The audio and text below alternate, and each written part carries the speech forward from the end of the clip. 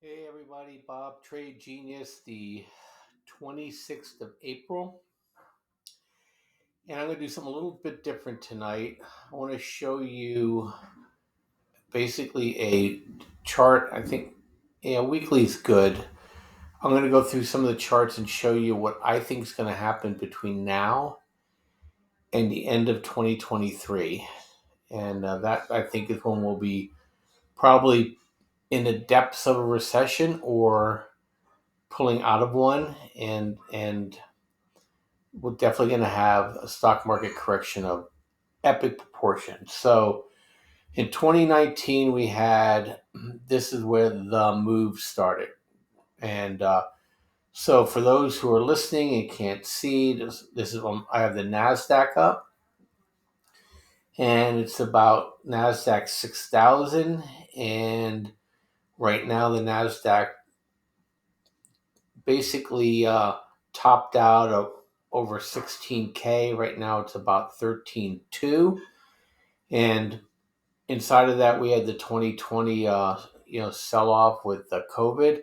But this is different. This is a bubble being burst. And there's a old kind of phrase called the Eiffel Tower effect. And that's when the price of the bubble goes up. And when it comes down, it usually comes down about 87% of the bubble. Okay. And so I'm going to draw some lines here, but I'll talk through it for those who can't see it. Is that we have a Fibonacci here, and we put it at the top, which was in November 2021. Coincidentally, is when we had the Federal Reserve guys decide to drop their investments pretty timely, between September and November. All right, so the 78% move is basically it's going to take us down to about 8,000 on the Nasdaq area, 8,100. So that's a pretty big move from here. Now it's not going to go down the straight line. There's going to be some panic buying along the way, but make no mistake about it, is that the Fed easy money policy and the COVID um, bribery, whatever stimulus, whatever the heck that was, is ending. And in the meantime, too, we have more and more of the population is basically retiring, opting out, not spending, and the people that are coming in either legally or illegally do not have any money or capital, and so the spending's going to fall too. So I just wanted to bring that to your attention. That's what the Nasdaq looks like. If we go down to the ES, which is the S&P 500, you're probably looking at around 2,600 maybe on the ES. I'm not going to go through every one of these things, but we're getting these breakdowns and it's going to push up, but we're going to just basically eliminate this whole bubble. Whatever this was from the COVID crash to the end of 2021 was totally fake. You could say it was the Biden bump, the Biden bubble. Trump threw money in there too. There's offenders all the way around. And now we're going to be paying the price for that. So not good, not good at all. So we have that for ES. Let's take a look at oil. And we've been talking about oil here in this basically this descending wedge we have. Oil's going to come down too, but not quite as much as everything else because oil didn't really get the ramp job until sometime in the middle of 2020 when they realized how much money was being spent. But if I just did a quick pull on that, we're looking at basically it was from $64 to 127. So I think my $60 area is probably going to hold. Oil is going to be in deficit for the next couple of years, even though the economies around the world are going to falter. There's just not enough oil being drilled, not enough investment in the fields. It's going to hold up relatively well. So one area that I think is going to be a bright spot is going to be gold. Gold didn't really get the ramp job. So you have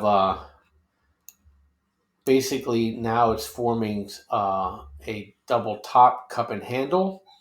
And if this goes where I think gold's going to go, I'll do some quick um, calculations here for you. Is that you take the range from the bottom of this cup and you go to the double top, and that was basically $400 move, 24%. And then what you do is you clone it, okay, and you create a secondary move.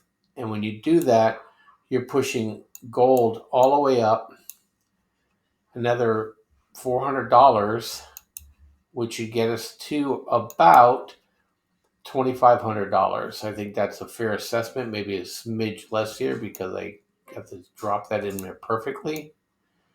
So around 2,500, 2,520. I think that's a fair move for gold. So gold is probably going to take off because the Fed's still going to be behind the inflation curve for a while until we go deep in recession. And gold does weird things when these things happen is people run to it because it's safe and they're going to expect the government to really start spending money again. So that's gold. And then let's see if anything else I want to share with you. I'm going to show you maybe some of the stocks that are going to probably get affected by this.